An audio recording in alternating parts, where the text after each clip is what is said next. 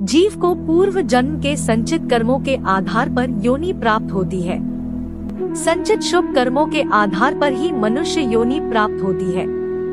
यदि पूर्व जन्मों में श्रेष्ठ कर्म नहीं होते तो निकृष्ट कर्मों के अनुसार कीट, पतंग, जीव, जंतु, जलचर, थलचर, पशु, पक्षी, वृक्षादि योनियों में जाना पड़ता है। हमने श्रेष्ठ कर्म किए थे, इसलिए हमें मानव का जीवन प्राप्त हुआ। जीव जैसा कर्म करता है, उसे वैसा ही फल मिलता है। इसलिए हमें शुभ कर्म करने चाहिए, अशुभ नहीं। नमस्कार दोस्तों, धर्म अनमोल वचन चैनल पर आप सभी का स्वागत है। यदि आप भगवान श्री कृष्ण के भक्त हैं, तो कमेंट बॉक्स में जय श्री कृष्ण व राधे राधे जरूर लिखिए। तो चलिए शुरू करें आज की प्रस्तुति। शुभ व अशुभ कर्मों का फल अवश्य भोगना पड़ेगा। किया हुआ अशुभ कर्म कभी माफ नहीं होता। तीर्थ यात्रा, नदी स्नान आदि कर्म करने से ईश्वर अशुभ कर्मों को माफ नहीं करता। यदि ईश्वर किसी के अशुभ कर्मों को माफ करने लगे तो उन पर अन्याय व पक्षपात करने का आरोप लग जाएगा।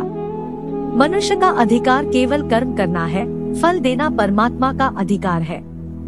जो व्यक्ति सदैव दूसरों की मदद करता है, पशु पक्षी और अन्य जीवों पर दया करता है, जरूरतमंदों की मदद करता है और निस्वार्थ भावना से संचित धन का उपयोग धार्मिक कार्यों में करता है, तो ऐसे व्यक्ति अगले जन्म में मनुष्य योनि में ही जन्म लेते हैं।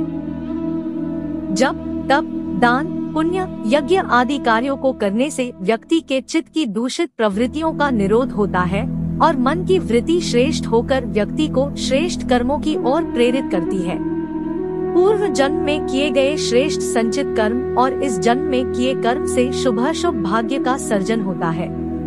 इसी कारण जीवन में सुख व दुख आते हैं। श्रेष्ठ कर्म दो प्रकार के होते हैं, एक सकाम और दूसरा निष्काम कर्म। सकाम कर्म करने से व्यक्ति को वर्तमान जीवन में फल प्राप्त होता है और निष्काम करने से भविष्य का निर्माण होता है। शास्त्रों ने श्रेष्ठ कर्म को ही धर्म माना है। सकाम कर्मों में गौपालन, दाग लगाना, अन्न की उत्पत्ति आदि कार्य करना है।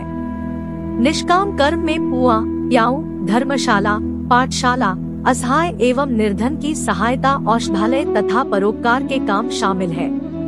इन कर्मों के करने से मनुष्य को अगले जन्म का भाग्य प्राप्त होता है। इन्हीं को संचित कर्म कहते हैं। दोस्तों, अगर आपको वीडियो में हमारे द्वारा बताई गई जानकारी अच्छी लगी हो तो वीडियो को लाइक और शेयर करें और चैनल को सब्सक्राइब कर लें। धन्यवाद।